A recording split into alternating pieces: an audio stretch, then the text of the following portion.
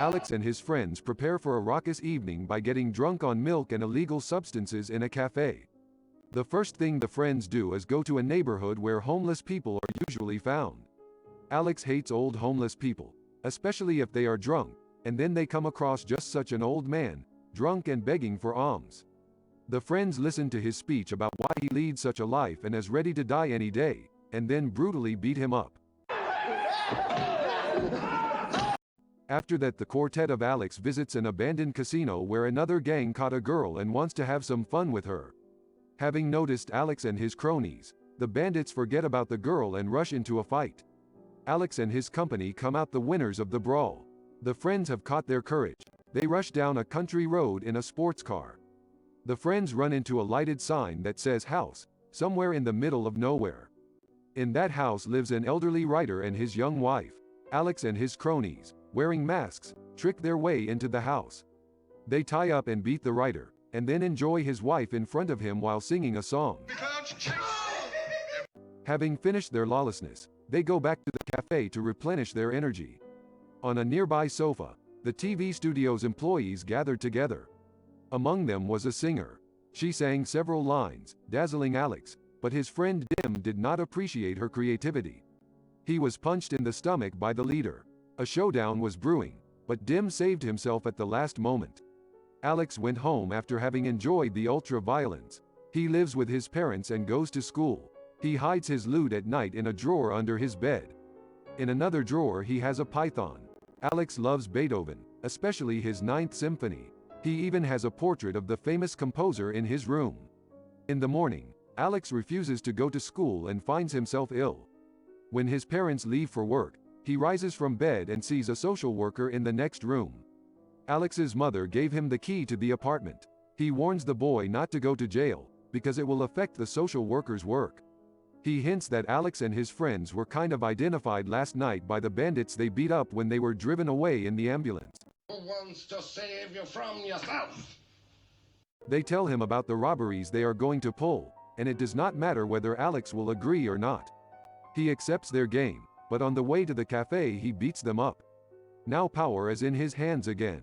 In the evening, they go to rob the house of a rich old woman. They want to pull the same stunt as with the writer to get into the house, but the woman is no slouch. She won't let the guys in and goes to call the police. Alex climbs in through the window to open the door for his accomplices. He finds the lady of the house and they have a fight. When Alex hit the woman, he miscalculated and killed her. Outside the window you hear police sirens and Alex runs to the exit. He opens the door and almost immediately gets hit in the face with a bottle. His friends decide to frame him. They flee and leave Alex for the police. At the station, the guy is interrogated. He tries to keep a low profile, but quickly realizes that he will not be played with here. He is told that a woman died in hospital and he has to go to jail. The trial was quick. Alex was sentenced to 14 years in prison. He was sent to the worst criminals, where the young guy had a hard time. But he found a way out there as well. Alex began to study the Bible in order to curry favor with the local priest. He also showed good behavior for 2 years. Finally, he learned that there is a special program that allows you to be released in 2 weeks. You just have to undergo special treatment and you will be released. Alex volunteers for the program. The Minister of Internal Affairs is in charge of the program and even goes to the prison to meet the candidates for treatment. The program suggests a complete correction of the criminal in 2 weeks through mental influence on his subconscious. The criminal is made to abhor violence so that the minister wants to relieve the overcrowded prisons, as all the reformed prisoners will be released. He cannot close his eyes, because of the special devices holding his eyelids open. One of the clips plays his favorite Beethoven's Ninth Symphony. This becomes a real torture for Alex. From that day on, he cannot stand the symphony. 2 weeks passed. A commission gathered in the asylum hall to decide if Alex is cured or not. They brought him to the stage, and another man came from the backstage. He began to beat and humiliate Alex, and he tolerated everything. Then a half-naked girl came on stage. As Alex became excited, a reflex kicked in and he became ill. The members of the commission, among whom was the Minister of the Interior, are happy. They recognize Alex as a reformed man and let him go. Alex is happy, he is finally out of prison. He hurries home, but his parents are surprised to see him. They were not expecting their son and are not very happy to see him. Alex's father says they can't kick the tenant out, but he insists that Alex leave. Alex wants to hit him, but he can't hurt another man. Realizing his parents won't stand up for him, he leaves. Well, do put your hand over your mouth, please. It's bloody revolting. Alex is walking along the street and sees a high bridge over a river. He stops to reflect, but a beggar approaches to ask Alex for money. On automatic, he lends him a coin.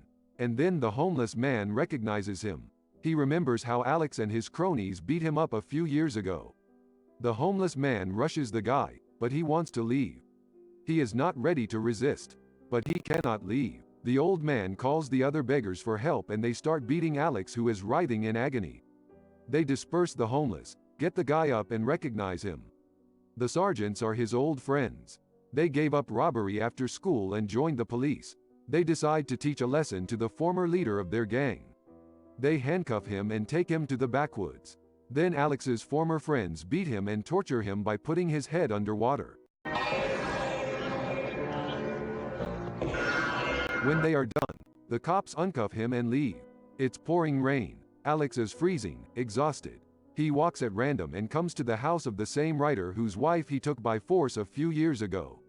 But the writer's life has changed since then. He is now in a wheelchair, and his wife has an assistant in his house. A well-built man is dragging a half-dead writer up the stairs. They let Alex in. The writer recognizes him as the young man from the newspapers, about whose experiments so much has been written, but does not see the bully who abused his wife, because then Alex was wearing a mask. The writer wants to use Alex for his political purposes, to spoil the reputation of the current government. He sends his guest to the bathroom, and himself invites his political supporters into the house. In the bathroom, Alex relaxes and starts singing. The writer recognizes the song. He realizes that Alex is the man. At the stormy clouds chase. The writer pours Alex some wine and tells him that he had a wife and that she had been abused. Soon after that, his wife died. She died of pneumonia, but the writer is sure that the reason was the criminal who took her against her will, which weakened her body. Alex gets more and more worried, but then the writer's acquaintances come to visit. They question the guy and find out that he physically can't stand Beethoven, and then Alex passes out from sleeping pills slipped into his wine. He wakes up in a bedroom on the writer's top floor. The writer himself is on the floor below. He has speakers in the ceiling and has turned up the volume of Beethoven's Ninth Symphony. He is enjoying Alex's torment. His plan is for Alex to commit suicide. He opens a window and jumps out. Alex wakes up in the hospital. He has broken many bones and is wrapped up in a cast. Alex realizes that something has changed inside him. The psychiatrist who shows him the pictures confirms that Alex is no longer afraid of violence, that the conditioning that was drilled into him during treatment has erased from his brain. Alex is free again. He is visited by the Minister of the Interior. He explains that because of Alex's suicide attempt, the government has lost rating points. The minister wants to correct public opinion, and so he makes a deal with Alex. The two will present everything as if they are good friends to please society.